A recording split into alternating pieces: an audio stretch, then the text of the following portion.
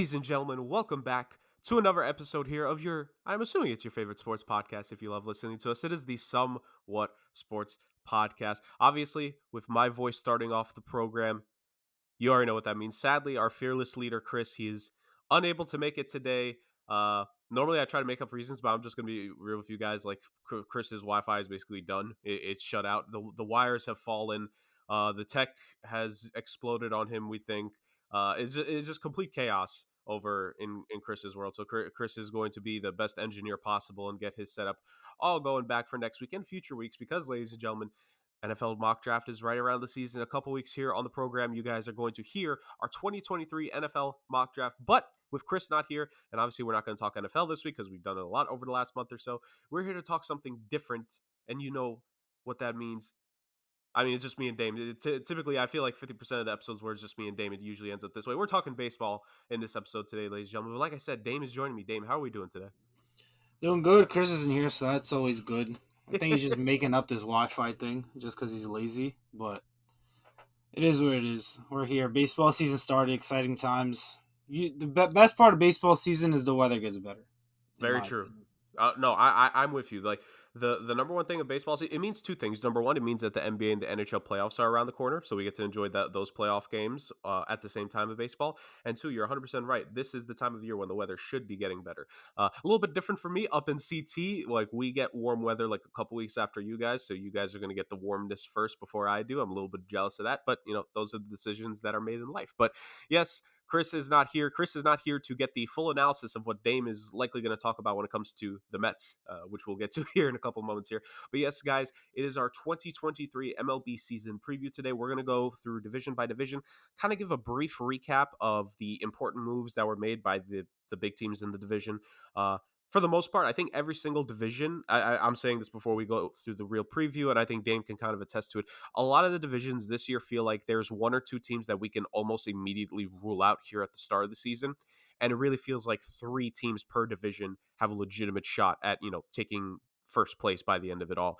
Maybe could that change? Will we see some surprises in terms of, teams that perform better than we expect, teams that perform worse? We'll talk a little bit of that too once we go through all the divisions and maybe some award conversation here and there. But for the most part, at the end of the day, ladies and gentlemen, this is an all baseball episode. The boys love baseball here on the podcast, and we're here to give it more light. It's been a while since we've done, I think, a full baseball episode, maybe since the free agency stuff that we did a couple months back. I'm excited to get into this, Dame. I know you are.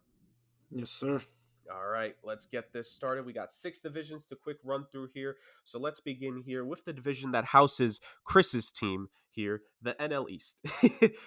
So Dame, obviously, I find starting with this division proper because this is also the division that is home to the defending NL champions. Of course, the Philadelphia Phillies made the World Series last season, ultimately falling to the Houston Astros in 6 games. And the Phillies, they saw that run. They made that deep run in the postseason. They said, okay, we need to make something happen and we need to make acquisitions. And they made the few acquisitions the Phillies did make in the offseason. They certainly made an impact with. They got Trey Turner from the Dodgers, a free agency prediction that Dame made. Trey Turner, long rumored over the last few years to go to Philly, rejoin alongside Bryce Harper, and just be a fit on that team in a positional upgrade overall. He's joining a hitting lineup that includes, like I said, Bryce Harper, but he is injured to start off the season. There's JT Realmuto, Alec Boehm, Kyle Schwarber, Nick Castellanos. I would say Rhys Hoskins, but sadly, unfortunately, before the start of the season, Rhys Hoskins did get injured. I believe they did say he's out for the season, right, Dame? I forget what his injury was off the top. Was it a torn ACL? Yeah, torn ACL. Yeah, so he'll be done for the year, unfortunately. Rough stuff for Philly, but they do add Trey Turner's bat into that lineup. He can hopefully make up for it. For the most part, they kept their starting rotation the same, but they did add Taijuan Walker in free agency, which was massive. And Craig Kimbrell was added to that team for the closer role. Now, which version of Craig Kimbrell are the Phillies going to get? That's a conversation to be had. Aside from the Phillies, the other top teams in the NL East made moves here between the Atlanta Braves and the New York Mets. The New York Mets made big splash in free agency with getting Justin Verlander to add to that starting rotation, along with Kodai Senga. They got him over from Japan, so the two of those guys being added to the rotation here. That sports Mad Max Scherzer, of course, with adding those two, you know, billionaire Steve Cohen, he did have to let Jacob deGrom go. We'll get to deGrom a little bit later in the episode on where he went, although Obviously, the baseball fans know where he went. We're just covering that division much later on. And the Atlanta Braves, the big move they made while they lost Dansby Swanson in free agency, they did add Sean Murphy in a trade from the Oakland A's, and they were able to lock him up too in relatively short order after acquiring him. So they had him a little bit more power out of the catcher position, to say the very least. So those are the definitive top three teams in the NL East. There's also the Washington Nationals, the Miami Marlins, but honestly, I think Dame kind of agrees with this. Those two teams are more cannon fodder than anything, and it's just for both squads. It's the young players that they do have that are talented. How much more do they develop to support the core that, and I use the term core very loosely here, that they are trying to develop. So those two teams aside, it's the big three in that division: the Braves, the Mets, the Phillies. It's kind of been that way really last season, but the last few years it's mainly been those three. Dame, throw it over to you. Your thoughts on the main three teams in the NL East heading into the season? So obviously the Phillies made it to World Series last year. Think they beat the Padres in the championship series. I think after Yep. beating the Braves, which many didn't expect. I think they came back against the Braves too. But um, if I had to rank these teams in order, I'd go Braves, Mets, Phillies. Reason being is I think the Braves are just the most complete team from starting pitching to bullpen to their lineup. I saw their opening day lineup yesterday. It just looks like they have no easy outs compared to like the Mets or Phillies lineup. And the Phillies, I think, are going to take a hit because of Reese Hoskins. I'm not saying he's like an all star kind of player or anything like that, but he's going to hit 30 home runs. He's going to drive in 90 to 100 RBIs. He's going to be a big bat in that lineup that pitchers aren't going to want to face. And also missing Bryce Harper until about June, I think. He underwent Tommy John surgery. I think he's out till at least June or something like that. So that's gonna hurt as well. Obviously, missing your two biggest bats in the middle lineup because Nick Castellanos and Kyle Schwarber can be very inconsistent. So it's gonna be hard for them to score runs at times, I think. I think their pitching is solid though at the top with Aaron Nola and Zach Wheeler, and they also added Taijuan Walker. So I think pitching will keep them in games. But I think their problem will be that offense to start the season. But I think once Bryce Harper comes back, this team is going to be very dangerous. I mean, we have Trey Turner at the top of the lineup. He gets a single, he gets a stolen base, and Bryce Harper right after him drives him in. You're going to see that so many times throughout the season. As for the Mets, obviously the biggest thing with them is Edwin Diaz being out for the year after hurting himself celebrating in the World Baseball Classic. What a joke. Um, but that's just a Mets thing. If that would happen to any team, it would be the Mets. And now you have Justin Verlander starting the year on the IL on opening day. The guy they signed for $43 million, which they literally didn't need to do a 40-year-old starting pitcher. Um, so they're really down to just Max as a a reliable starter in that rotation because although they did get Senga from Japan, he also I think has an injury, but also you just don't know with him. Obviously he was great in Japan, but you come to the MLB, it could be different. It's gonna be hard to adjust. So we'll see with him. But other than that, this team does have a lot of holes. Their bullpen was already pretty weak, but obviously losing Edwin Diaz, a guy who is by far the best closer in baseball, um, that they could just shut down the ninth inning. You're gonna have so many question marks, not only from the seventh, eighth inning, but obviously ninth inning. Now who knows how Dave Robinson's gonna go? He's obviously no Edwin Diaz. As for the lineup, like I do think their lineup is pretty strong. I would say if I had to pick one strong suit of their team, it would be a lineup. But Pete Alonso, Jeff McNeil, Brandon Nimmo, Lindor, obviously. Eventually, Francisco Alvarez will be called up. You'll have him as well. So I think this lineup will be good enough for them to be second place in this division. But I'm just gonna have the Braves at top because, like I said, top to bottom, they're just so good. I know Max Fried left the yesterday's game with a hamstring injury, but hopefully he's fine because this Braves team is just loaded and it's gonna be exciting to watch them all year. Yeah, I'm really with you on that, Dame. And for context, by the way, ladies and gentlemen, just know we are recording this the day after opening day of the 2023 season, just so the people know. For context purposes, I'm with you. I also have that really in the same order. I got the Braves in first place, I got the Mets in second place, and I got the Phillies in third place. I think the Phillies, like you said, just injuries here to start off the season. It's never an easy thing to have to deal with that. And also, I mean, I know it's game one, and baseball is literally the sport where you can only judge so much by one game, but I think pitching is going to be a concern with that team this season. I think the hitting will be able to find its way here and there, but I think the pitching, if the Rangers hanging 11 runs on the Phillies yesterday was any indication, the pitching is going to have to get into form. They're going to have to play at their best level of baseball that they've played at, considering the injuries to that hitting core early in this season. Uh, so that's why I have the Phillies in third place in this division. Although, depending on the depth in the National League overall, I mean, third place in that division could still potentially mean a wild card spot. I say potentially because there is one other division here that has two really good teams, to say the very least. So I have them in third. I got the Mets in second, just behind the Braves. I'm with you. I just think depth wise, again, injuries to start the season, I think the Mets will be able to rebound. I think the Mets do have a pretty good hitting crew and a pitching rotation. But like you said, the loss of Edwin Diaz at the World Baseball Classic happening, like it's just to lose your star closer, the guy that it was basically a guaranteed save whenever he came out last season. It's rough. I think they should be able to hopefully, make up for it here and there. It's not going to be the same level of impact, but I think they could still potentially hold on to games because they have a relatively veteran bullpen, especially with some potential closers. But I just think health at the start of the season, the Braves haven't. Like you said, I know Freed did leave yesterday, but they still have Strider, who was amazing last year. They still have Charlie Morton, the veteran, and they still have Wright in that lineup in the hitting core. I'm with you in terms of 1 to 9. You have Arcia, you have Riley, you have Olson, you have Murphy, two former A's right there, Ozzy Albies and Michael Harris. Like it's just guys who know how to hit, and a full. I think this is an underrated thing here, Dame. A potentially full healthy season once again for Ronald Acuna, who came back from injury last year, looked fine. For missing so much time due to injury, and now he's back. If he could play a full, relatively close to 160, let's say 150 plus game season, that'll be massive for this team to get a guy who, before his injury, Dame, for all intents and purposes, was what is an NL MVP caliber candidate when fully healthy in this league. So you're saying that this team is the healthiest to start the season. I think the first couple months, we've seen teams come back from rough starts, of course. But I think being healthy is the number one thing in baseball. It's a war of attrition, especially this regular season compared to all the others. And I think the Braves off the jump are most set. And this is a potential thing.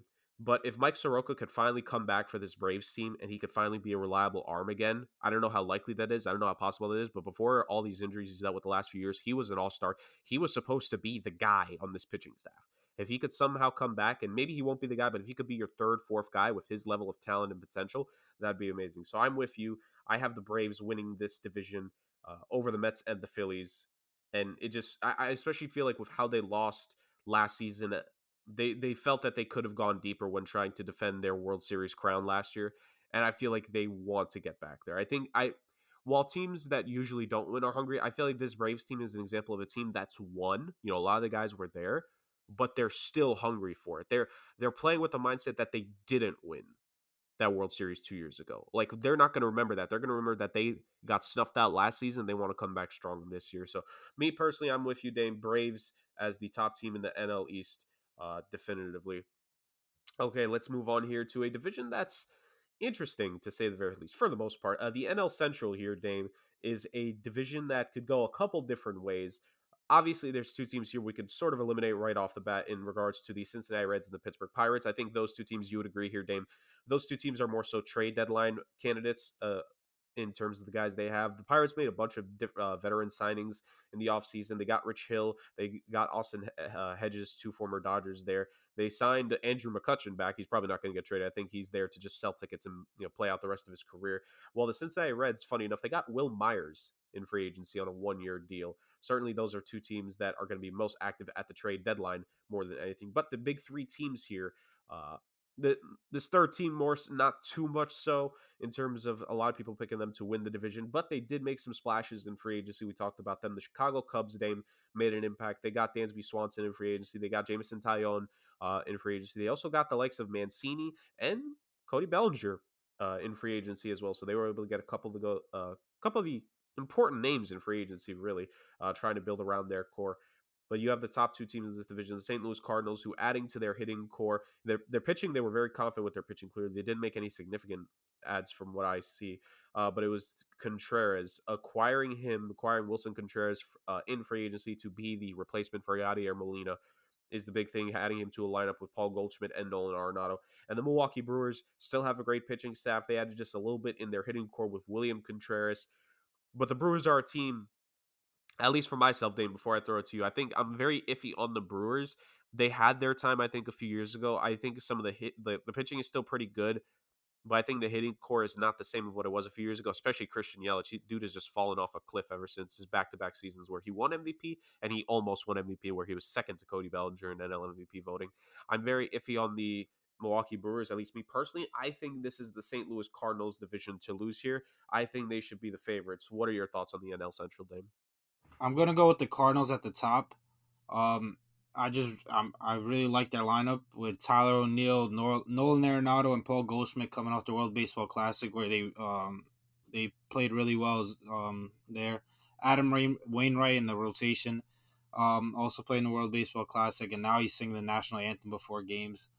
Um, like you said, adding Wilson Contreras at the catcher position right behind to replace Yadier Molina is fantastic. Obviously, towards the end of his career, Wilson Contreras was better than Yadier Molina at that point of his career.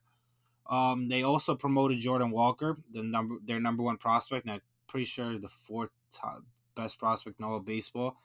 I don't think he's gonna play shortstop. I think they have someone there. I forgot his name, but I think he's gonna play the outfield. But regardless, um, being able to bring in a guy like that when you have a lineup that good, you could just take so much pressure off him, and not only his performance to start the year, but his development as well. He's gonna learn a lot from guys like Goldschmidt, Arenado. From the pitching from Jack Flaherty, they have a really strong bullpen at the back end with Hazley. So I really like what the Cardinals did this offseason and the team they built. I think they're actually a contender to win it all at some point. Um, I also have the Brewers second. I think they have a very strong team as well from the starting rotation from Woodruff and Burns. It's going to be interesting to see how this team does, though, because if they um, play below expectations, you could see fire sale there because they do have a lot of pieces that could be moved, especially starting with Colin Burns. I mean, the guy's an ace. He's one of the top 5 to 7 pitchers in the league. So I could very well see if the Brewers don't play up to expectations and aren't in the playoff hunt going into the deadline. I could definitely see them moving Colin Burns. Third, I have the Cubs. I do really like what the Cubs did this offseason. I don't think they're going to be a real contender or even make the playoffs. But adding Marcus Stroman, Dansby Swanson, obviously at shortstop. I know they're in on Correa and other top guys, but they got Dansby Swanson, who's obviously won a World Series. He's a great defender, great hitter as well. Um, this team is they're heading in the right direction. They're not there yet, but they're not fully tanking like, say, the two bottom teams in this division, like the Reds and the Pirates.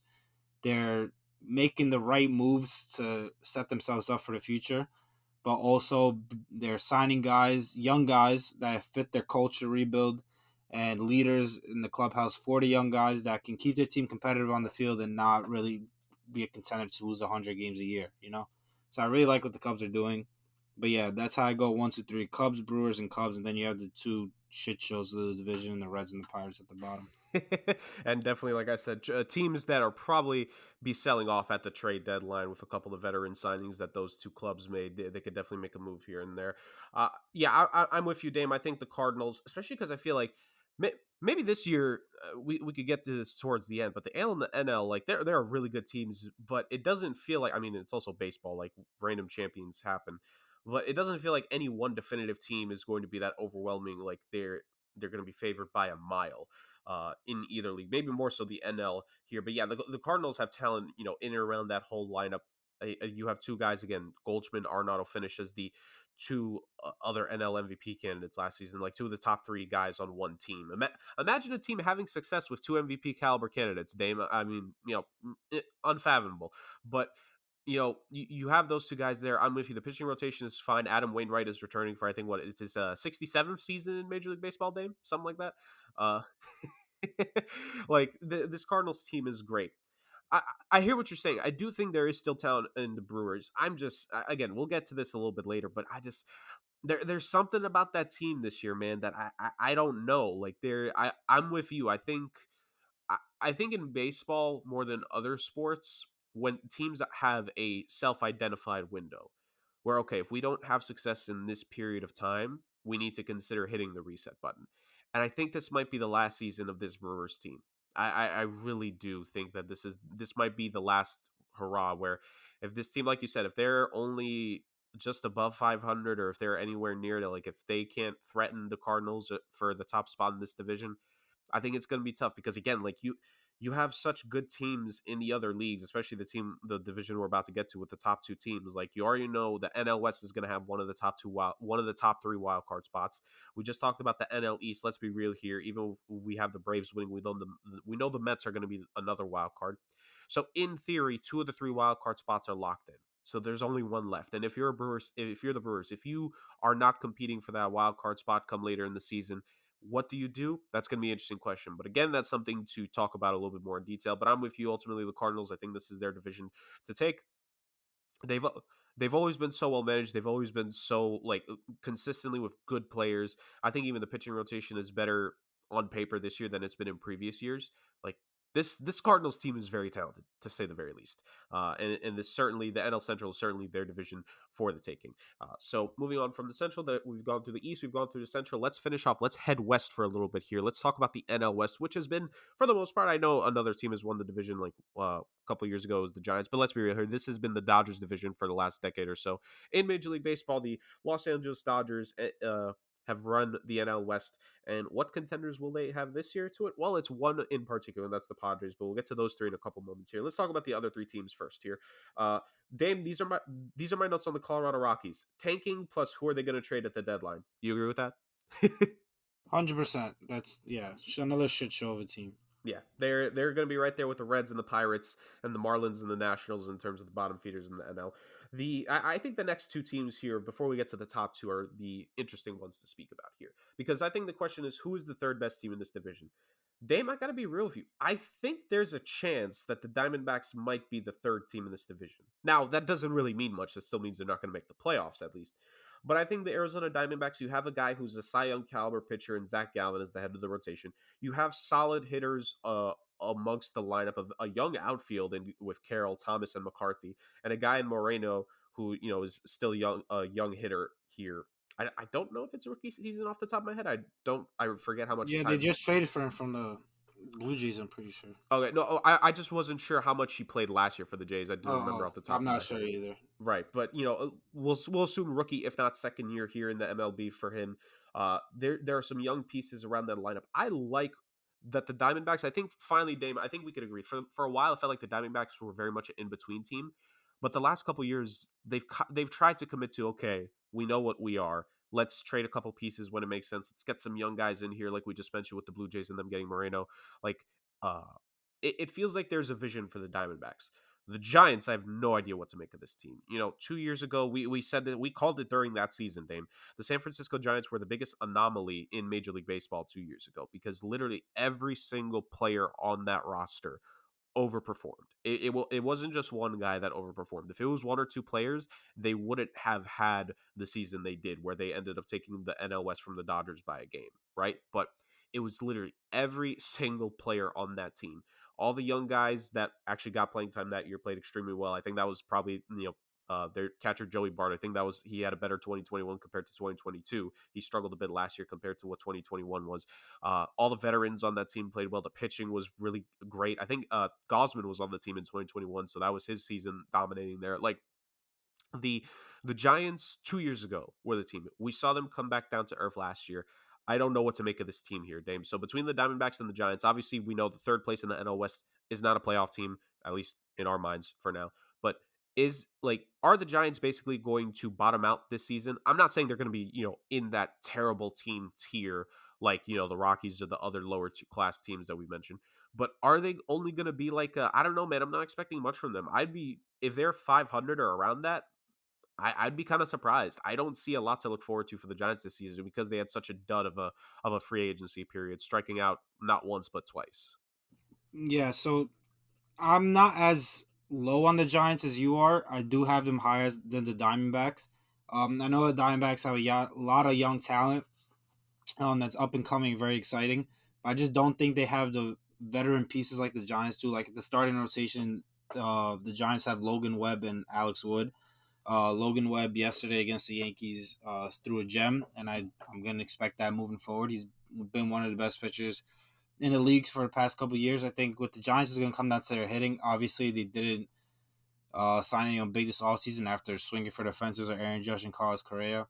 But Michael Conforto coming there. I know it's not a big flashy deal, but this is a guy who's missed all of last year, and he has something to prove. He's only signed a 2 year deal, so he kind of reset his market and proved to MLB teams that he's back and healthy and back to the player he used to be on the Mets. So I think I'm looking for a good year from him. Obviously, Brandon Crawford still there, has good leadership. Brandon Belt, all these guys. Joey Bart was a number one overall pick one time. So I think the Giants just have a little bit more veteran leadership and veteran guys have kind of been there, done that. They're only 2 years removed from being like a 100+ win team. I know a couple pieces are missing from that team, but I think Gabe Kapler is a really good manager that's going to bring the best out of the talent that he does have. Um, so I just have the Giants a notch above the Diamondbacks, but I don't think they're going to be some great team. I do think they're going to hover around 500. Yeah, I'm with you. Maybe I am a little bit more down on them. I do want to say real quick. I was thinking of another player when it came to Joey Bart that did really good in 2021 and struggled last year because Joey Bart, his first full season was last year. I will say that. But yeah, no, I get it. Like there are veterans on this team compared to the Diamondbacks. It's just like there's I don't know how to describe it. Maybe it's this. There's I think a lot of mid Yeah, when I think of the 100%. Like I Giants. said, I think they're going to hover around 500. I'm not Yeah, expecting a lot from them, but I just feel like I'd give them the nod over the Diamondbacks due to like right. the guys they've had guys there for multiple years. Diamondbacks kind of just have guys coming up now. Right, right, and ultimately that's fair because we know at the end of the day, I've said this. I think you agree with this, Dame. Third place in the NL West is going to be hard to even make the playoffs with the depth of this, especially because we know one of the top two teams is going to be a wild card team. Let's get to the top beasts of the NL West. It is the San Diego Padres, who were very busy boys, relatively speaking, in the offseason, and the Los Angeles Dodgers, who is some of the aura of invincibility on that team starting to go away? We shall see. The Los Angeles Dodgers, let me start with them because they have been the team that's running the NL West, like I said, over the last decade or so. Still a pretty good pitching rotation. You have Julio Urias, you have Clayton Kershaw, you have Tony Gonsolin, who the expectation is that he's going to come back and be really good like he was last season for them in the starting pitching rotation. And they are what's it called, surrounding them in the back end of the starting rotation. They're hoping May can take that step and really be a consistent contributor. And they signed on a 1 year deal here Noah Syndergaard uh, of Mets lore, and he was an Angel last season, if I'm not mistaken, as well. So he returns to LA, but not for the Angels, for the Dodgers this time around. A pretty solid pitching rotation. Obviously, Walker Buehler is out for this. He's supposed to miss the entire season, right, Dame? I'm not wrong in that. He's because he got injured so Yeah, late last year. yeah. I think he has Tommy John, so I think he's out for the year or most of the year. Yeah, so he got injured with Tommy John late last season. So he's going to miss most of, if not most likely, the entire span of 2023. So they're gonna have to try to make up for that. They're gonna need to hope that Clayton Kershaw can continue this little late career renaissance of his, where he's still pitching pretty good, really reinventing himself as some of the other older pitchers in the game have done, such as I think Scherzer still has his power, but more so Verlander from coming back from injury in Houston. But Urias and Gonsolin are two guys that had really good years, like career years for the two of them last season. I think with Urias being the opening day starter, I think there's a lot of expectation. That's a guy that we know this name because we follow baseball. Like he for years was a guy that the Dodgers were waiting to be up on this team consistently, and just injuries and other things, unfortunate circumstances were keeping him away. But it's been the last 2 seasons he's been on this team. He's been pitching. They started him out as like a more of a long reliever. He came into the starting rotation last year. He played great. The expectation is that he's going to be able to be the ace of this staff this season. And if he could be the ace and he plays really well and the rest of the rotation follows, and again, if May can take that step for this Dodgers team, this division could still be theirs because they still have this very fearsome hitting rotation. Yes, they lost Bellinger. They gave up a little bit of depth because they also let go of Justin Turner, if I'm not mistaken. But you still have, you know, the great hitters on this team. You still got a Mookie Betts. You still got Freddie Freeman, Will Smith, Max Muncy. They got JD Martinez. I completely forgot they got JD Martinez in free agency as their DH. There's a lot of talent still on this team. But little brother in the state, and I'm not talking about the Angels because, well, they're in different leagues, ladies and gentlemen. I'm talking about the San Diego Padres. Are coming here, and they have a pretty good team as well. From Manny Machado and Juan Soto being the two well-known hitters, with getting Xander Bogaerts in the offseason, along with having still Ha-Seong Kim. And then you have this pitching rotation of Darvish, Musgrove, who's a workhorse. In case the postseason last year wasn't any indication, the dude is outstanding. And then you still have Blake Snell. You have Hader as the closer that they got last season at the deadline. This is a Padres team that they're gunning for first place in the NL West. So, Dame, the question to you, talk about both teams, of course, but do you think this season the Padres will usurp the Dodgers and they'll be the number one seed in the NL West going, taking it? Yeah, I actually have the Padres over the Dodgers. I do think this is the year they do it. I'm just not too fond of what the Dodgers did this offseason. Losing Trey Turner was huge, and they didn't really get any replacement for him. I know they have a prospect coming up, but I mean, they literally didn't let him swing in spring training. And I know the Dodgers are still loaded. They have Freddie Freeman and Mookie Betts and Chris Taylor and all these guys. But losing Walker Buehler for the year, that's tough as well. He was the ace of your rotation. He's a guy had playoff experience too. He's pitched in big games throughout his very young career.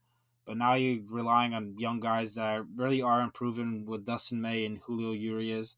I know those guys are studs and very highly touted, but they're not Walker Buehler. They don't have that veteran experience. Clayton Kershaw, of course, is great, but he does have his injury history. He's obviously at the tail end of his career. The injuries aren't just going to go away at this point. They just are going to get worse. And it's going to be harder for him to recover from it. So just based off the guys they lost and the fact that they didn't really bring anyone crazy in outside of like JD Martinez, he's going to be a great DH. He's a great hitter. He's just a natural good hitter from power and contact. But I just don't think he's a difference maker. He's a huge downgrade if you're going to just compare him to who they lost in Trey Turner.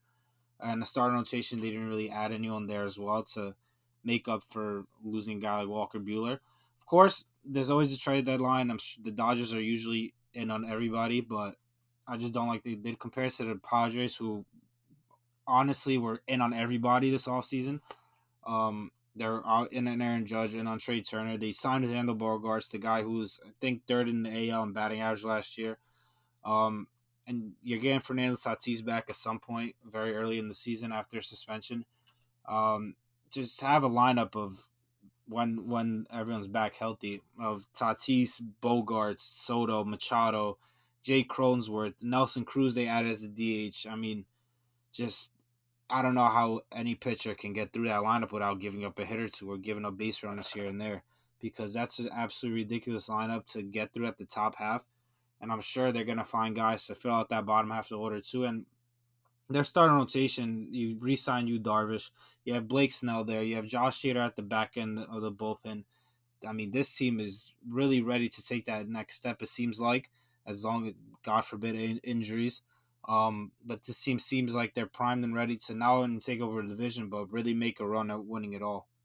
Yeah, I'm with you, Dame, in that regard. I do still like a little bit of what the Dodgers have. I think, me personally, I've been a fan of Julio Urias for a while. I've been waiting, and he really did have a great year last season. And just so people know the context of the hitters you're talking about, the young hitters they have James Outman in the outfield, funny enough. They have Miguel Vargas in the infield, and they have, I'm not sure how much he's going to play because they have Will Smith and Austin Barnes are in front of him, but they do have 21-year-old Frank Rodriguez at catcher as well. But I don't think he'll get much playing time.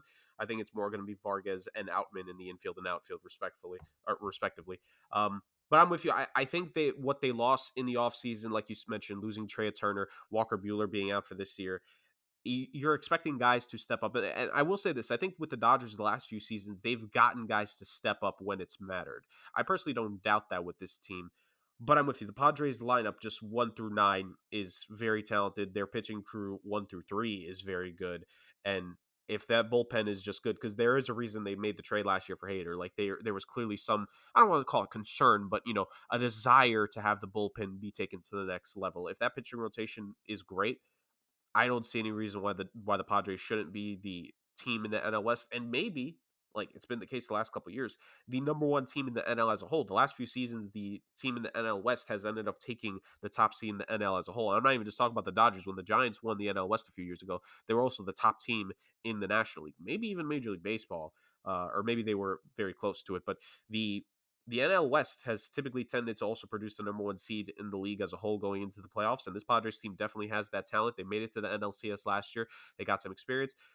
I do want to ask one question here before we move to the AL, Dame. It's about the Padres. Fernando Tatis, suspended to start this season, carrying over from last year. It's been injuries. It's the suspension now.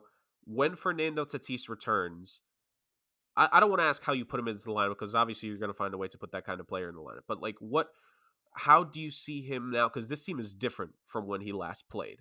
Like, is it going to be seamless? Like, is he when he joins in, is the flow just going to continue with the Padres? Like, how would you handle the Fernando Tatis situation? Because let's be real here, he's not the definitive. I hate to say this, he's not the only face of that franchise anymore. They re-upped on Machado, clearly showing they believe in him. They traded for Soto. All signs point to most likely they're going to want to keep him. They just signed Bogarts to big money. Like, what?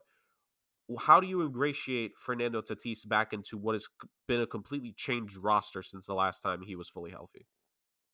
It's gonna be tough because you have seen Manny Machado, the clear leader of the Padres, kind of get into it Tatis a couple of times. The past year or 2 years ago, how Tatis just wasn't really like he was kind of very very selfish and just making it all about himself. And Manny Machado, who has been in this league for many years, kind of put Tatis in his place, and they kind of got into it.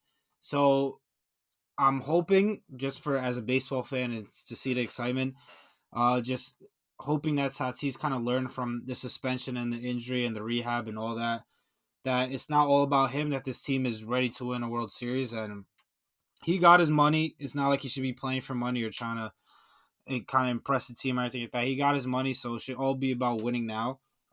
He secured his bag, so everything should be about winning now. I think he knows that, and he knows that all the pressure isn't on him anymore. He doesn't have to go out and pressure himself to hit 50 home runs or whatever case may be. He has guys like Manny Machado, Juan Soto, Xander Bogaerts in the lineup with him. So I think just being able to ease him into the lineup like that and not have so much pressure on him when he comes back, I think it'll definitely be a lot easier for the Padres and him moving forward. Yeah, I'm with you. You know, we're talking about a guy who all last season he didn't play. You know, it was 2021. You go back to when he played, and he was amazing in 2021. Of course, Silver Slugger. He was an NL MVP candidate and all that.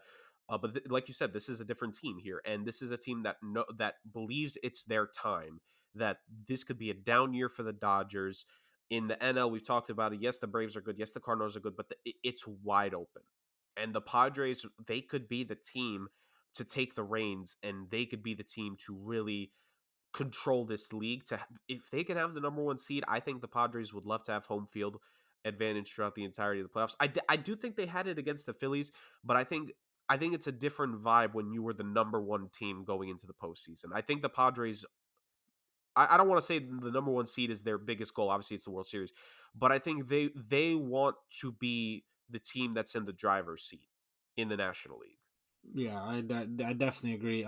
Having home field advantage. The Padres fans are nuts. I mean, I don't know if you saw or people saw on like the internet, but they had like a preseason like party at the on the stadium where like people just come on the field. I mean, they had like 100,000 people there, and like it was an incredible event compared to when they were like a really bad team. And I mean, when you saw the home field advantage they have in the playoffs, I mean that crowd goes nuts. So I think being able to have that strong regular season and win that division and have home field advantage and now go through the wild card like they did last year, although it obviously worked out for them getting to the championship series, I think it'll be big and a huge advantage for them. Absolutely. So we'll see how this season plays out. And if Fernando Tatis can come in, if he can seamlessly, understand the vibe of the team, if he can seamlessly go into this lineup and just do his thing and play baseball at the level that we know he's capable at. Oh my God, this Padres team might become the overwhelming favorite if Fernando Tatis can seamlessly go in and help this squad out. So we'll see how that happens there. So that's the NL complete, ladies and gentlemen. Let's move on over to the AL here really quick. Let's start with the division that is home to the defending World Series champion. Let's start with the AL West. We know the Houston Astros are the cream of the crop of this division. They have been for years now. I've said it on this show. The Houston Astros have kind of been the Kansas City Chiefs of of Major League Baseball, where the road to the World Series in the AL has gone through them. Either it's the Astros making it to the World Series and they win it or lose it over the last 6-7 years, or the team that beats the Astros in the playoffs ends up making the World Series out of the AL, because for the most part, it's usually in the ALCS that the Astros lose, except for like maybe one difference like years ago. I think maybe when Boston last won. But irregardless, the Astros have run the AL. They've run the AL West. I know a lot of people are probably going to predict them to win the AL West again this season. They didn't. They lost a little bit in the offseason. They lost Yuli Gurriel, but they got Jose Abreu in free agency to make up for that. That was predictably called correct on the show, by the way. Somebody predicted that. And then, yes, they did unfortunately lose Justin Verlander, but obviously internally in the organization, they believe that they have more than enough with a young pitching rotation. Some of those guys really balled out last season, that they have enough to still have a great team here, still have a great rotation. Are there contenders in the AL West? Obviously the number one team is the Seattle Mariners in terms of being able to challenge the Houston Astros. But I just want to go through some of the lower teams here really quick. Actually, let me eliminate the Oakland A's. They're in the same mold as some of the lower teams in the NL that we spoke about. Dame, two questions. The Rangers. They spent a lot of money the last couple of off seasons. This off season, more than any, they got Jacob DeGrom to be the ace of that pitching rotation now, to be the guy there in Texas, to be the man. Like let's be real. Like you don't sign Jacob DeGrom to be your second guy. You sign him to be the guy. So you have DeGrom there. He's joining. They made a couple acquisitions with pitching. Really, they have Heaney. They have Evaldi, Martin Perez. Like they did a lot. So do the Rangers, with their spending the last couple seasons, can they take a leap this year? And can they be, maybe not challenging the Astros, but can they challenge for a wild card spot? And then second question for the other team, the Angels, Dame. Are they finally going to be able to do something with Trout or Otani? Are those guys just going to be in purgatory for one more season together? Starting with the Angels, yes. Just quickly, I think they will be in purgatory. I don't think they'll be. If I had to compare it to a team in the NL, it would just be the Giants. Like, not saying like teams comparatively. I'm talking about performance and where their record will be. I think they'll be hovering around 500. They'll have stretches where they look like a team that could make noise, and then they'll have mostly stretches where they're just god awful, and you're gonna hear Otani and trade news, and talk about his free agency. But I think you're gonna hear a lot about his trade rumors going into the deadline, because if they're bad around the deadline, I mean, what's the point of not trying to shop him and trying to get as much as you possibly can for him? Because these contending teams, if Otani is actually available at the deadline, even though he may be a rental, Oh, they'll trade teams so much. teams are going to give up a shitload of prospects just to get him for 2 months, because they know what a difference maker could be for them going into playoffs. Like, God forbid, I mean, I don't think it would happen with the Astros because it's in division, but say he goes to a team like the Astros and the Astros give up their 5 best prospects. How are you stopping that team in the postseason? How are you stopping a lineup of Altuve, Bregman, Otani, and um, what's his name? Jordan Jordan Alvarez. Alvarez. Yeah, like that's absolutely nuts. Or say you get, who knows? The Padres have a limited amount of money, a limited amount of prospects. Imagine they give up the top 5 prospects to go get Otani. Oh How my are you God. stopping that lineup? Like, these, no matter how confident teams are in resigning, being able to resign him, if he's available at the deadline, teams are gonna go crazy. But yeah, as for the actual team of the Angels, they're just not gonna be good. They don't have the starting rotation to do it. Outside of Otani and Trout, the lineup sucks as well. There's gonna be nothing new with them. I think Otani definitely leaves this offseason, and then I think it's gonna be interesting to see what Trout does. Trout has publicly said that after playing the WBC, that environment and that playoff atmosphere, he wants to be part of that again. So if he sees that this team has another bad year, he sees that their best player, second best player in Otani leaves, and he sees no real direction, I could easily see Trout kind of asking out as well, this offseason, and that's going to be extremely interesting. But as for Seattle, I do think this is a year where they could really do challenge the Astros. Do I think they're going to overtop them in the division? No, but I think they're going to make it really close going all the way down to September. I'm still going to go roll with Houston. I still think from starting pitching to their lineup, they're just insane. They're the team to beat clearly for the past few years in the AL and overall in all of baseball. But I think the Mariners have a really good team this year. Really young, of course, but from that rotation to that lineup, they're a really exciting team that's rolling off a lot of momentum after making their first postseason since like 2001 last year. So it's gonna be interesting to see how well they do. But I think they're gonna be a very dangerous team now in the AL West. But I think if they get into a wild card, they're gonna be a dangerous team in the playoffs as well. Right. I will say really quick here, and again, maybe this will be something we talk more about come the deadline. Trout has 7 more seasons after this. He also has a full no trade clause, so he is the one that dictates his future, ladies and gentlemen. Just for those maybe raising their eyebrows at the suggestion Dame sent out right there. Just for context. I'm with you. Unfortunately, I don't really think the Angels are going to do much. I'm kind of on the same boat because mentioning the Texans or the Texans. Geez, I'm thinking football here. Texas Rangers, excuse me. Um, they've made big money moves the last couple off seasons, obviously to get people in their new stadium. Corey Seager was phenomenal last season. He had 30 plus home runs. I think he had like close to, if not a little bit above 90 RBI. Corey Seager is great. He's one of the guys that is really the main guy in that hitting lineup. DeGrom being the main guy in the pitching rotation. I don't think the Rangers have enough to compete. I'm with you again. To me, it's Astros, Mariners. I think the Mariners. I'm with you, Dame. I think they're supremely talented. I think they made moves in the offseason. Still, with this club, they just keep adding on. They add decent pieces, nothing crazy. But Teoscar Hernandez and Colton Wong are two very good depth hitting pieces to support this team. That kind of has its franchise pieces. It has J Rod. They already signed him to his massive mega deal. They have a pitching rotation that is pretty good. Robbie Ray being on that team. They traded. Who was the player that they traded from the Reds? Traded for from the Reds last season.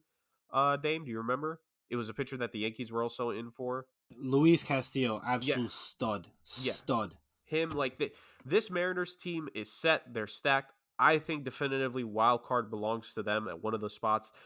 The competing with the Astros, I feel like it's at least one more season with the Astros. Yes, I know Jose Altuve is starting off the season hurt because he got injured towards the end of the World Baseball Classic, but I just think this team still has enough in the tank. There's still guys like Bregman and Yordan Alvarez in that lineup. The pitching rotation is still strong, I think, with Valdez, Javier, and those crew. And I think McCullers, I think like the projection is he's going to take a big leap this season. If it feels weird to say, he's not super young, but he's a guy he's had good seasons. He struggled a little bit with injuries, but I think they believe that he's going to be a definitive top 3 piece maybe in the rotation. Uh, like I think it's at least one more year with the Astros being the class of the AL. And then maybe 2024 is a time where we can more so talk about definitively the Mariners could take the AL West. But I'm not saying it's not a possibility. Supremely talented team there. I love Dame. I don't know. I don't think we really talked about it from like a off the field perspective. I love the fact that the Seattle Mariners are doing good in baseball again because I think that city, like having a team like Seattle that you could get behind, I think is just great for baseball in that market that loves sports. Seattle fans are, you talk about Padres fans, Dave. Seattle fans are crazy in general when their sports teams are good. If the Mariners can be a good team here, that's just good for baseball. Like that's just good for this league overall, for enjoyment for the product that the Mariners can continue to be an exciting club, which I think for all intents and purposes we're expecting here. So there's the AL West. Any last notes, Dave? No, I was just gonna agree with you. Like Seattle, like the one playoff series they had against Houston last year was nuts. The crowd there, the fans there, they love their team and they love being competitive. So I think this team they have now, they definitely have something to root for, and they know that. So I think they're gonna come out each and every single game, especially towards the end of the season where they're making a playoff push and maybe even a division push. I think you're gonna see how packed that Seattle is and how these fans go crazy for their team. Absolutely, and especially if they can somehow steal this division away from the Astros and they're hosting like early in the playoffs, whew, it's gonna be a crowd. You thought the players played great when they came back against the Blue Jays and the Blue Jays were choking. Oh my God, guys! Just if we get early home playoff games for Seattle, oh, it's gonna be a different environment out there to say the very least. Let's move on to the division in the AL, which ironically enough, named kind of similar to the NL. Maybe there's one definitive team here that people are thinking like, oh, they should be the favorite, but there are maybe two other teams here that could challenge. This I think has been the most up and down division. We've seen several division winners from the AL Central over the last 5-6 years here. The White Sox had a run, the Twins had a mini run, the Guardians won it last season. I think for the most part, we agree the Royals and the Tigers, they're showing some signs of improvement. They still have prospects. Prospects still need to take leaps. I think it's still at least another year, maybe two, when it comes to the Tigers and the Royals taking that next step. It's the Guardians, Twins, and White Sox. Dame, early for me. I'm saying early. I'm leaning towards the White Sox being the team here because I feel like it was just bad management decisions, especially last season, where it shouldn't have been La Russa running the ship the last couple seasons. He's just not a guy that fits in the game today anymore. They got Andrew Benintendi in the offseason. They have a pretty good pitching rotation in Dylan Cease, or Cease, I forgot how you say his name, Lance Lynn, uh, Gio. You have Kopech there as the 4 or 5 starter. Yes, I know the Twins. They did add Pablo Lopez. They got Carlos Correa back in a very complicated way. We discussed that earlier in the MLB offseason. For those that you want to listen to us reacting to the Carlos Correa saga, check back in previous episodes here on the Somewhat Sports Podcast. And the Guardians really only added Josh Bell. Like, the White Sox are my early favorite. What do you make of the White Sox and just this division as a whole? Like, who between these three teams is going to come out and probably lose in the first round to the Astros or the Yankees or someone like that? So this is the hardest one for me to choose because I think these three teams at the top are so evenly matched from the Twins, Indians, and White Sox. Well, I kind of just gave away my order, but I'm having the Twins first, Cleveland second, White Sox third. But it could literally be flipped around, and I wouldn't be surprised. I think all these teams, although I don't think they're the Yankees or Houston of the American League, I think they're three very good teams that are definitely gonna be like 90-win teams who are very close to it. But yeah, I definitely agree that they're gonna get bounced in the first round by either one of the Yankees or Houston. If it's the Twins, the Yankees are gonna sweep them as they usually do. The Yankees own the Twins. But I'm gonna go with the Twins because they did add a Carlos Correa. They added Chris Paddock as a starter, something that they lacked. This team, I really like their lineup. Hopefully, Brian Buxton stays healthy because if he stays healthy, he's a top 10 player in all baseball. The guy who could hit 35 home runs, 100 plus RBI, steal bases, plays incredible defense. Max Kepler is a really good hitter too. They have a pretty decent bullpen too. I just think Cleveland takes a step back, which is why I don't have him first place. I think they surprised a lot of people last year, so maybe teams in the beginning of the year or something like that took them lightly. But I think this year teams are gonna be prepared when they play the Guardians, and they'll know that this is not a team they could take lightly. And I think they'll take a little bit of a step back. And then with the White Sox, they just confuse me because they do have the talent in the starting rotation and their lineup, especially in the starting rotation from Lance Lynn to Cease to Giolito.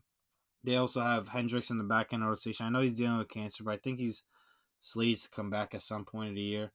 And the lineup of Luis Robert, Jimenez, Tim Anderson, guys, Grandal.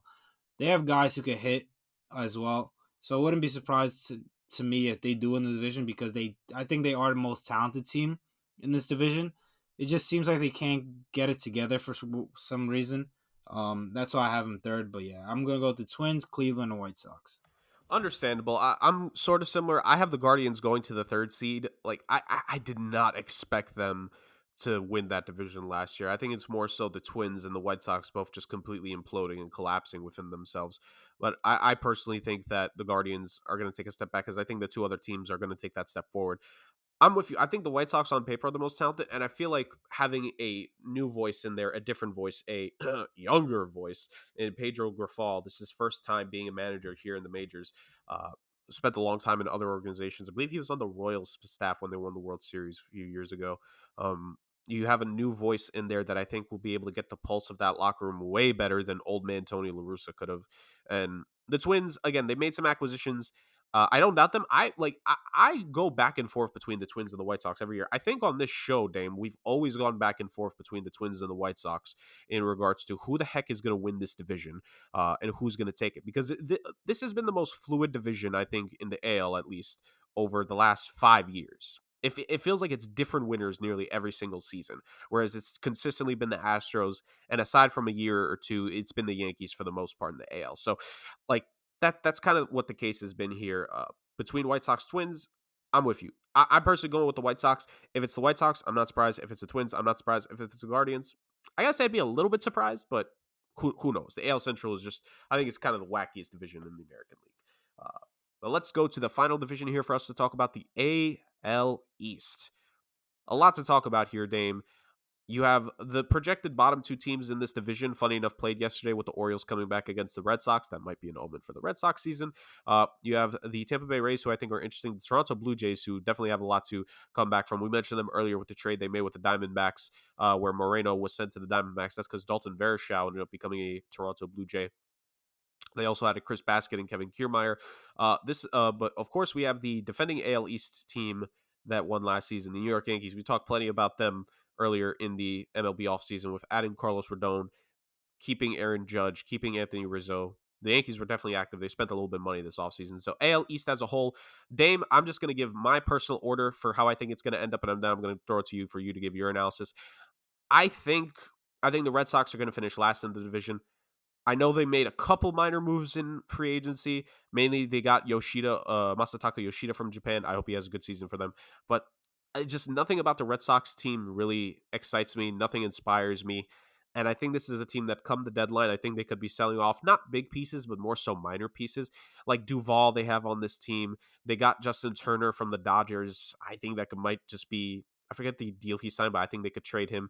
Kenley Jansen, I mean, I think they need the bullpen help, so maybe they don't trade him. But I just think like I could see them selling minor pieces. I don't see a definitive thing to make me think of the Red Sox going higher in this division. They were also a surprise 2 years ago, along with the Giants, so maybe they'll pull that off again. But I'm just not seeing it with this team, especially because Chris Sale, we don't know how he's going to be this season. It's been a while since he's been fully healthy, and if he's not the ace of this rotation, I don't have a lot of faith in them.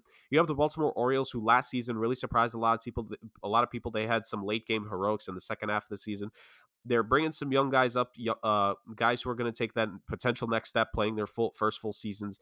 I think this Orioles team, maybe if they do end up finishing last, I wouldn't be surprised. But this is not an Orioles team that's going to be a 100 loss team, a 95 loss team. This Orioles team has talent. They have some energy. I think there's a feeling in that organization that they haven't had for like 5 years now, and I think the youth is a big reason there. I got the Tampa Bay Rays being third. I'm not. This is tough because I know their rotation has Glass now and McClanahan, but it's difficult for me to see them being able to continue the magic. Kind of how I talked about the Brewers earlier. I think this might be the last stop for some of the guys on this team in terms of this little run they've had here, where they made the World Series a couple years ago. They've been a consistent playoff team, I think, for the last 4 or so seasons. But I think this could be the end of that potentially this season. I got the Blue Jays second. Like I said, they have the talent. They have a lot of second generational players, as I've joked about, but they have a pretty good rotation. Alek Manoah, Kevin Gossman. If Jose Barrios could actually play like a number 3 and not the number 4, although I think he is projected to be the number 4, they'd be even better. And I got the Yankees at number 1. You guys have the best talent. Dame is a Yankees fan in case you're joining us for the first time. They got Rodon, which I think helps a lot. Him and Garrett Cole being the 1 and 2. Aaron Judge being retained. He already got off good to the season yesterday with a home run. They kept a lot of the pieces. You guys brought up your top prospect, I believe, in Volpe. So Connor Falifa is supposed to be playing less, which I know you're excited about, Dame. But that's my personal order in the AL East this season. Dame, I throw it to you. So yeah, starting at the bottom two have the same exact way. With the Red Sox at the bottom, I just think this team is garbage. Like, there's nothing more I need to say. The Orioles, second to last. Obviously they've been kind of the bottom feeders of the division for years, but I think this team is on the come up. They're on the come up because they've been so bad and just drafted the top every single year, from Addison Rutschman to Grayson Rodriguez, their top starting prospect, who's still in the minors. But Rutschman is probably going to be the best catcher but in the league by season's end. Gunnar Henderson is their top prospect right now that they brought up on opening day. He's a stud. This team they have a lot of young, exciting players, and it's kind of the way that I guess teams like the Pirates or Kansas City or the Reds kind of look, or the Nats look at, and they're like, yeah, we could be like the Warriors. It could be bad for 5 years, but then they will gather enough young, exciting talent at the top of the draft that we're gonna get there one day. And I think that's not the way to look at it, but I mean, it's worked for the Orioles, or at least it seems like it's gonna work for the Orioles. So yeah, I think they're very young and exciting, but I just don't think they're there yet. But the difference between our picks, I think I have the Jays at third instead of the Rays. I think this team takes a step back this year. I don't think they have the starting pitching to be that second team in the division or even first. I think Alex Manoah, although he's great, I think, not to sound fucked up, but he's not too much in shape, and I think the pitch clock is gonna affect that.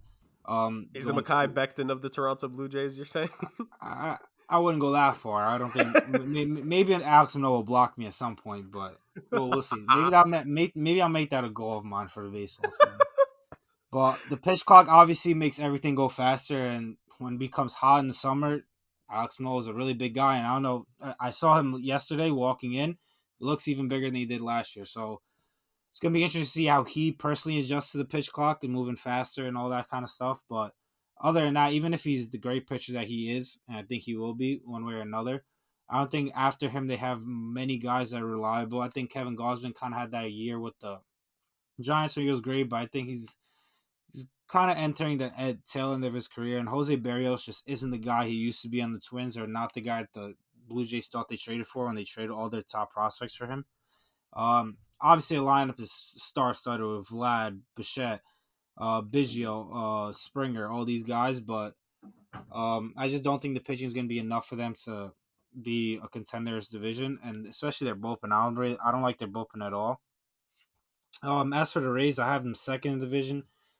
Just seem they don't have those big names that you see like the Yankees with, the Twins with, or the Jays with, but they seem to just gets it done each and every single year. Kevin Cash, I think, is top three manager in baseball, if not the best. Shane McMillan and Todd Glass now at the top of the rotation. Two of the best pitchers in the league are dangerous and really hard to hit. Um, their bullpen always have bullpen arms. They literally grow them on trees in that system down there. From hitters from Wander Franco, the top prospect last year in all baseball that got an extension already.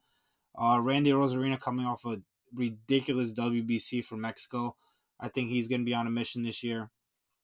Brandon Lau, all these guys in that lineup that just put the ball in play and make things happen on the base pass. I think this team is just very well rounded. Don't think they're good enough to contend for a championship, but I think they're good enough to be second in this division. And first is my Yankees.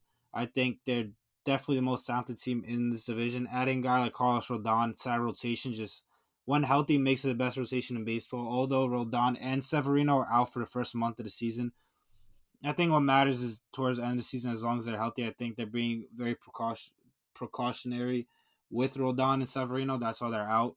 I think if this was towards the end of the year, they would have pitched through it. But from a rotation with Garrett Cole, Rodon, Severino, Nestor Cortez, and then that bullpen, which is one of the best in the league, and then that lineup from Aaron Judge to Giancarlo Stanton to Rizzo, DJ Mayhew, Gleyber Torres, of course, bringing up Anthony Volpe, which I was extremely surprised that the Yankees finally made a right move in bringing him up and not service manipulating by keeping him in the minor so you can have extra year of control. I think they did the right thing by making him the opening day shortstop, and hopefully he is for the entire year. Hopefully they don't bench him or flip flop him from the minors to the major leagues. So this Yankees team is definitely very exciting, very top heavy, but we all know that it does not matter what they do in the regular season. We saw last year where they're on pace to break the regular season win record, and then they hit a crazy slump, and then they got swept by the Astros in the playoffs. So what matters with the Yankees is always the playoffs, and at this point, it literally matters if you can beat the Astros. Nothing else matters. So I think they're definitely the team to be in this division, but at the end of the day, it just comes down to if they can beat the Astros in the playoffs. Is there anything, just a one Yankees question here, Dame, is there anything that maybe people aren't seeing on paper or on the surface that you think could be like the earliest possible like crutch for the Yankees to where the Rays, or in my case because I have the Blue Jays second, like where either of those teams could temporarily be in front of them? Like what if you're expecting the Yankees to struggle at one thing this year, what do you think that one thing could be? I think you could already see it's the injuries. You have Carlos Rodon and Severino missing a whole month of the season. It's not the greatest, and it's pretty concerning. So I think they might even start. I know they won opening day, but they might start off slow this season. But I think they'll be able. They have enough talent on this team, and I think the lineup is good enough where they could kind of push through that starting rotation injuries. But I think I could see the only way that they kind of let up is injuries or beating themselves, because they do have the talent. They have the talent that the rest of the division doesn't have. Yeah, for sure. I'm definitely with you on that. I think, in baseball, over 162 games is, I think, one of the sports where talent really shines. And I think the talent of the Yankees is going to help get them over that hill when it comes to the AL East as a whole. So that completes our division preview here, ladies and gentlemen. Not too much for us to go over here. A little bit more rapid fire is what we're going to talk about here to close off the program. If only Chris were here, I wish he could have made more comments while you were talking about the Mets and the Yankees. But unfortunately, his Wi-Fi had to just go away. But we still have some stuff here to talk about. So rapid fire stuff here. Myself and Dame will go back and forth with this. So Dame, I kind of mentioned throughout it, teams that could surprise us, teams that could disappoint us. If one team that you think could surprise us this season with how good they perform, based off of maybe preseason expectations, or they just play better than what we're all thinking. I'm going with the Cubs. Obviously, many people aren't picking them to win the division, but like I said, I do like the direction they're going in. They're obviously not playing with many expectations. No one's picking them to win the division. It's usually the Cardinals or the Brewers. But I think this team is very solid. And they could be a threat to win the division, if not make play for a wild card spot. Nice. I'm with you there. I agree. I think the Cubs have really tried to go with the idea of we're going to sign veterans to kind of shield the young guys, the young guys who are not ready yet. One thing I really love about the Cubs, they're not going to force their young pieces to play right away. I feel like that might be part of the reason why the Royals and the Tigers are two teams that have sort of stagnated in their rebuild, because I think at the beginning of it they were playing their young guys way too early. I like what the Cubs are doing. If their guys aren't ready to play, they just signed guys in free agency. And I think they only made good signings. I think Dansby Swanson was a great deal. I think Jameson Taillon, you agreed with it in the offseason, Dame. Like, Taillon to the Cubs is a great signing for them. Bellinger on a 1 year prove it deal for himself. Like, just all around good. I'm right there with you. I think the Cubs are for certain a team that could surprise us overall. So on the opposite end of it, one team that you think could be disappointing this season in regards to, again, based off of what your predictions are that we just talked about, or maybe a team that a lot of the media is looking at that they should be pretty good, but you think that they might take a step back. I'm always gonna go with the Yankees here. I just think each and every single year they disappoint me. But just to go with something different, I'm going to go with the Dodgers because, like I mentioned before, I just didn't like what they did this offseason. Just not really adding any talent and losing a lot of talent. Um, Usually you see the Dodgers in on someone every single offseason and getting something done with someone every single offseason, but this offseason wasn't it. You lose Trey Turner. You were in on Verlander, but you lost into the Mets. Same way you lost Max Scherzer to the Mets the year before. So I know this team is going to be really good and going to be a contender, but I just don't. They didn't win it last year and they just got worse. So I think that's a team that's going to really disappoint this year. Right, right. For sure. They definitely aren't projected to be the top team in the NL West or the NL like they have in years past. We'll see what happens there. I'll stick in the NL as well, but I'll go with a different team. Again, me personally, I kind of mentioned it before when we talked about the division. I'm going with the Brewers. I know the rotation is good, but I just think that there's something with that hitting core. I'm not liking it on paper, and if I don't see that get turned around again, you mentioned it as well, but I think because the Brewers have been a team that has competed for the NL Central last few years. They've won it. They made it NLCS years ago. I don't know if this is that same team. I just don't think they still have it in them. And it sucks to say because there are some good pieces. I do like Corbin Burns, but I'm with you, Dame. We could see a Milwaukee Brewers fire sale if things do not turn out well. If they don't play well, if they're not an above 500 team, if they're not competing in the NL Central, I think anything short of being a definitive playoff team at the trade deadline could could be the beginning of the end for this crew. Because again, I think in baseball, teams are relatively good at identifying their window, and I have to wonder if this might be the last year of this Brewers team. I really do have to wonder that. And if a blow up doesn't happen here, or if they blow it at the end of the season again, will there be complete, overhaul in the offseason? Who knows? But for me personally, I think the Brewers will be my team that I'm expecting to disappoint some people. All right, moving on from teams. Let's go to some players here, Dame. Doesn't need to be your number one because God knows who's going to win some of these awards. But let's start with the top awards. Early favorites in your mind, Dame, for the AL and the NL Cy Young Award. Or no, excuse me, my bad. The AL MVP and AL Cy Young Awards. So I actually did make I made my predictions on Twitter. So NL, I'm gonna go Juan Soto. I just think he's primed for a big year. I think everybody on the Padres, those superstars, got paid. I know he's 2 years away. It's not this year that he's a free agent. After this year, he's a free agent. It's 2 years. But I think Padres like paying their guys early, so I think he's gonna be playing for that big mega contract. He was huge in World Baseball Classic for the Dominican Republic, and he had a big spring training. So I think he's primed for a big year for the Padres with all those factors considered. For the AL, I know he was second place last year, but I'm going with Shohei Ohtani. He won the World Baseball Classic for Japan with a save at the end. He was incredible. He was the WBC MVP as well. I think he's gonna ride that momentum into the season. The Angels going to be awful. I think just the perception of him going into free agent year, um, obviously going to break every single record in money with his next contract. I think he's going to have a huge year because of that as well. I think go Shohei Ohtani for the AL MVP. Right. Nah, I definitely.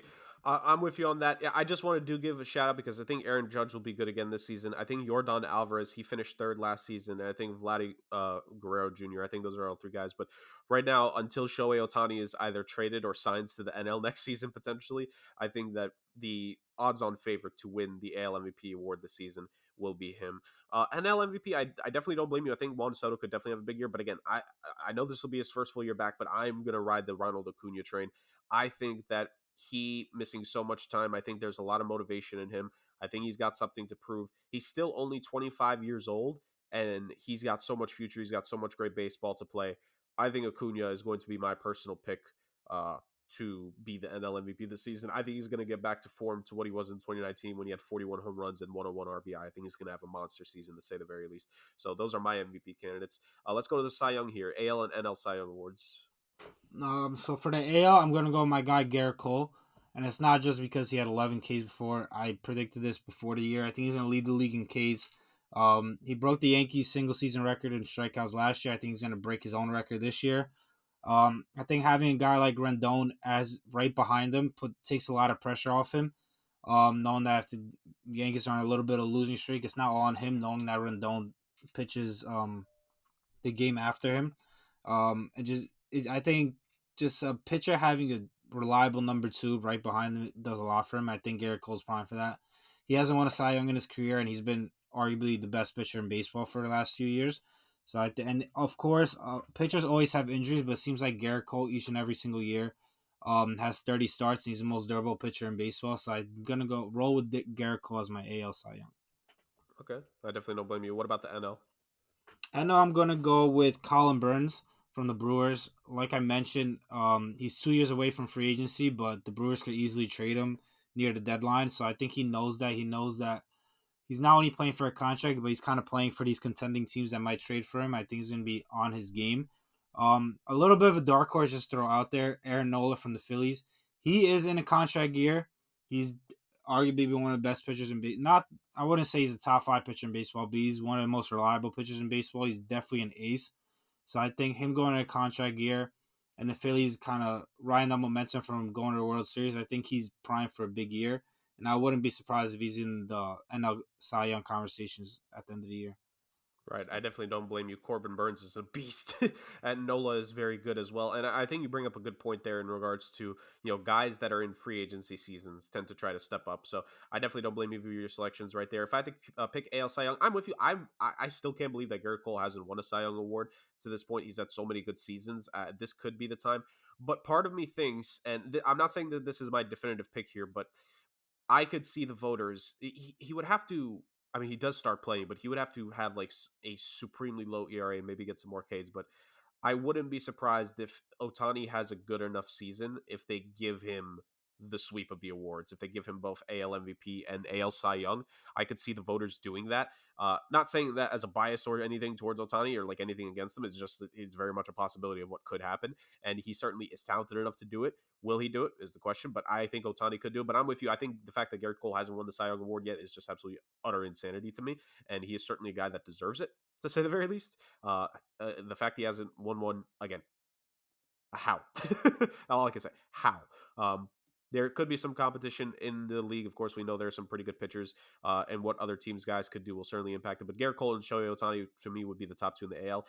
In the NL, I'm with you again. Corbin Burns, fantastic selection right there. He could definitely win it for sure. I think in New York, Mad Max might have to carry the load here early, and he might be a guy that he just puts on another season. He's really had a late career rebirth after the year after the Nationals won the World Series. I thought that there was some concern that could this be the slow beginning to the end for Mad Max, but when he went to the Dodgers, he revitalized himself and he's looked good on the Mets. So I think Mad Max could do it, especially if he has to carry the rotation as he's expected to do. And again, I know it was mainly wins last season. I think he needs to get his ERA way more down compared to what it was last year. But if he has a good enough season, man, I think Julio Urias could definitely be a guy that is up there. He's going to have the wins for sure. He's going to have a high number of that. But to me, again, like I said, ERA. He had a good ERA last season, a 2.16 ERA. He had a good whip. He had just 166 Ks. If he could get the strikeouts up there, if he could break over 200, if he keeps that ERA in the twos, I think he could be a dark horse for me personally, because especially if the Dodgers can still stay in that contending window, if he could be a part of it, I think Julio Urias could certainly be a candidate. So he would also, I'd give him my NL Cy Young dark horse as well. And also just shout out Joe Musgrove or Yu Darvish. If either of those two have a really good season for the Padres, if the Padres are the best team and if they have at least one really good pitcher, they'll be in the combo as well. So there's that. And yeah, I think that just about does it here for this episode, ladies and gentlemen, of the Somewhat Sports Podcast. Dame, any last words to say for the people about the baseball season? No, I just think Chris is gonna be really disappointed in this baseball season. He's gonna ride this narrative that Otani's going to the Mets, but he's not. So he's gonna be disappointed throughout the season and all season. I didn't even know that Chris was pushing that narrative. So, I guess I need to ask him about that, ladies and gentlemen. But that could be for a future episode, guys.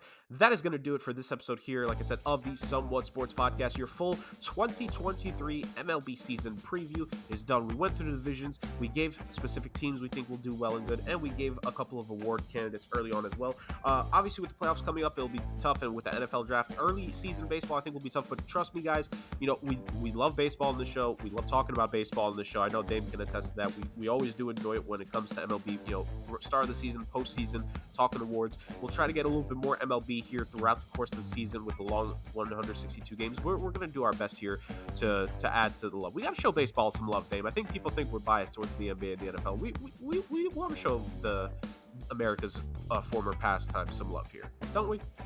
Yes, of course. But yes, guys, like I said, that'll do it. Please follow us at somewhat.sports on Instagram. You'll get updates whenever we post our episodes, whenever we have posts when it comes to predictions. We'll definitely be putting up what the draft order is going to be come our NFL mock draft here in a couple weeks' time. And of course, we'll be giving NBA playoff predictions when the NBA playoffs are here. I think another week and a half or two from that. So it's exciting times here for the show. And if you want to listen to this beautiful program on a consistent basis like you are, please make sure to like, comment, subscribe to the YouTube channel, Somewhat Spaced in Sports, and we're on Spotify as well. Please listen to us there. Same thing as Somewhat Spaced in Sports. Give us 5 stars. Listen to the show. Leave a review. Leave reviews on it, guys. Do you want more baseball talk, which I'm sure people are clamoring for? Do you want more guests? We would love to have more guests on to be able to talk these sports with us. Please let us know. I say this every week. The Somewhat Sports Podcast is for the people, by the people, and we are here for all you people to be the best sports podcast listening experience out there. Thank you all so much.